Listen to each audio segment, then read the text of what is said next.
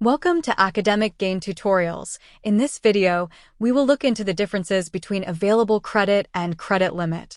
Available credit is defined as the total amount that a borrower has left for spending, and it can be calculated by deducting the borrower's purchases, along with interest on them, from the total credit limit on their account. It is related to the account balance remaining in a credit card or any other form of debt instrument. On the other hand, the term credit limit also refers to the maximum amount of credit that a financial institution can provide for a client.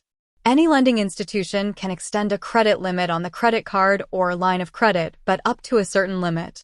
So, let's look into the basic differences between available credit and credit limit in a tabular form. Difference number 1.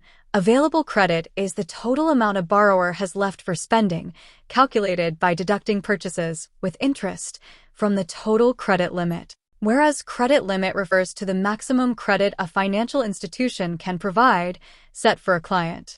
Number 2. Available credit can fluctuate based on purchases and payment history, decreasing or increasing accordingly, whereas credit limit remains fixed unless altered by the lender. Number 3. Payments on revolving credit increase available credit, usable for further purchases, whereas payments do not affect the credit limit. It stays constant regardless of payments made. Number 4.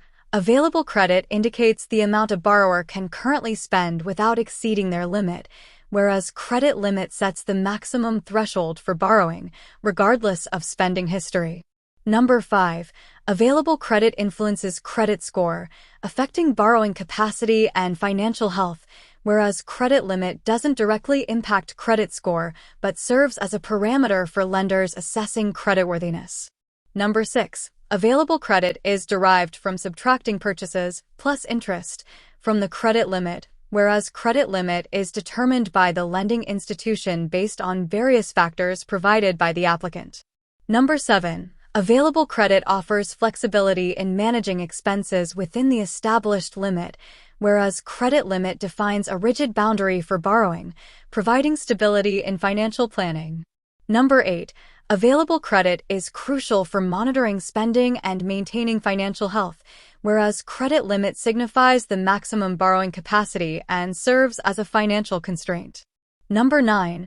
Available credit is within the control of the borrower, influenced by their spending and payment behavior, whereas credit limit is set by the lender and remains under their control, with adjustments made at their discretion. And finally, difference number 10. Available credit requires borrowers to be vigilant in tracking their spending to avoid exceeding the limit, whereas credit limit awareness is essential for borrowers to understand their borrowing capacity and manage their finances responsibly. So, these are the differences between available credit and credit limit. If this lecture was helpful, give it a thumbs up and subscribe to the channel. Thank you.